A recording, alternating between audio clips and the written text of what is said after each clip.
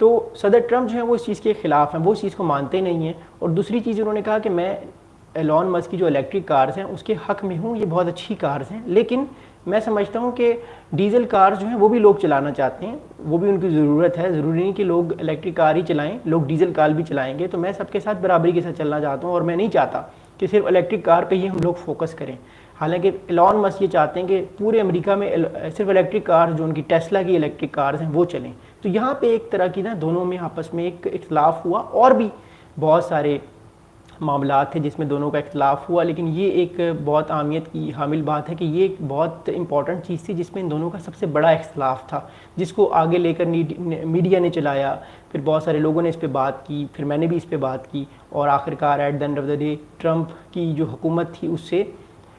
Elon Musk साहब जो है वो निकल गए। हालांकि वो बहुत बड़े अहदे पे थे, डॉज के नाम से एक इदारा बनाया ट्रंप ने, उसके वो हेड थे, लेकिन फिर वो उधर से जो है उन्होंने रिज़ाइन करके वो पका ही चले गए। अब वो अपनी जो टेस्ला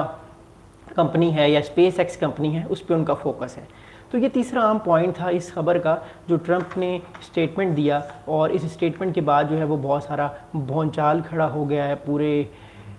मीडिया में। ख़ास तौर पे जो अमेरिकन मीडिया है वो इस बात को मानने को तैयार नहीं है, क्योंकि इंटेलिजेंस की जो रिपोर्ट्स आ रही हैं, मैं अब ईरान की बात करूँगा, ईरान और इसराइल के जो कॉन्फ्लिक्ट में जब अमेरिका ने ईरान पे जो है वो अपनी न्यूक्लियर स्ट्राइक्स की हैं, तो न्यूक्लियर स्ट्राइक्स के बाद जो है वो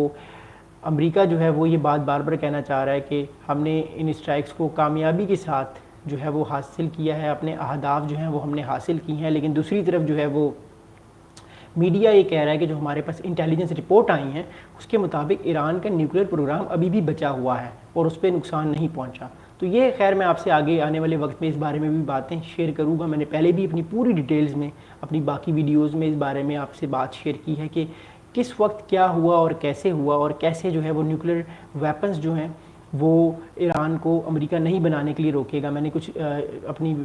कल की वीडियो में भी ये बात शेयर की, लेकिन मैं अभी इस बात को आगे नहीं बढ़ाऊंगा। मैं सबसे इम्पॉर्टेंट टॉपिक शेयर करूंगा, क्योंकि हमारा इस पूरी वीडियो का सबसे जो इम्पॉर्टेंट टॉपिक है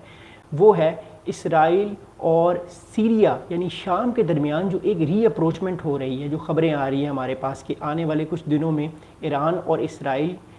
माज़रत के साथ इसराइल और शाम है, उसके दरमियान जो है वो एक तरह की रीअप्रोचमेंट शुरू हो जाएगी, यानी दोनों एक दूसरे के साथ मिलकर बैठकर बात करना शुरू कर देंगे। इससे मुराद ये है कि शाम की जो हुकूमत बशारुल असद की बाद जो आई है नई हुकूमत, ये इसराइल के साथ मामला तय करना चाहती है, लेकिन दूसरी तरफ अमेरिका जो है, दूसरी तरफ जो है वो इसराइल जो है वो भी अब इस चीज़ को बड़े गौर से देख रहा है कि कैसे मैं अपने मामला जो हैं वो बेहतर करूं, अच्छे करूं शाम के साथ। तो ये एक बहुत अहम बात है जिसको लेकर इस टाइम शाम और जो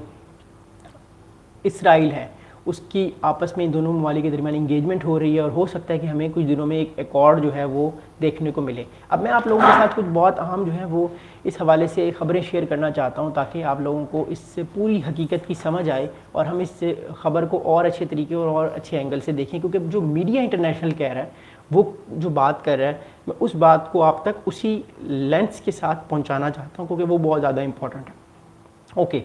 तो मैं अब सबसे पहले जो है वो कुछ अखबारों की तरफ जाऊँगा, ताकि उन अखबारों की मदद से जो है वो हम अपने इस नैरेटिव को लेकर चलें कि आखिरकार इस सब के पीछे है क्या। तो सबसे पहले जो है वो रॉयटर्स खबर कर। अच्छा, रॉयटर्स के बात करने से पहले मैं आपको ना एक क्लिप सुनाना चाहता हूँ, जो इसराइल के अभी फॉरेन मिनिस्टर ने जो है वो एक स्टेटमेंट दिया है शाम के हवाले से। तो मैं वो आपको सुनाना चाहता हूँ, उन्होंने वो क्या स्टेटमेंट दिया है।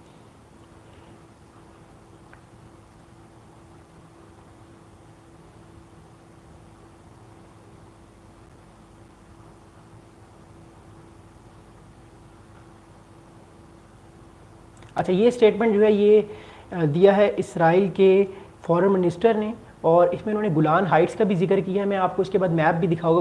गुलान हाइट्स का, शाम का और इसराइल का मसला क्या है। लेकिन उससे पहले मैं आपको ये स्टेटमेंट एक सुनाना चाहता हूँ, ये आप सुनिएगा स्टेटमेंट।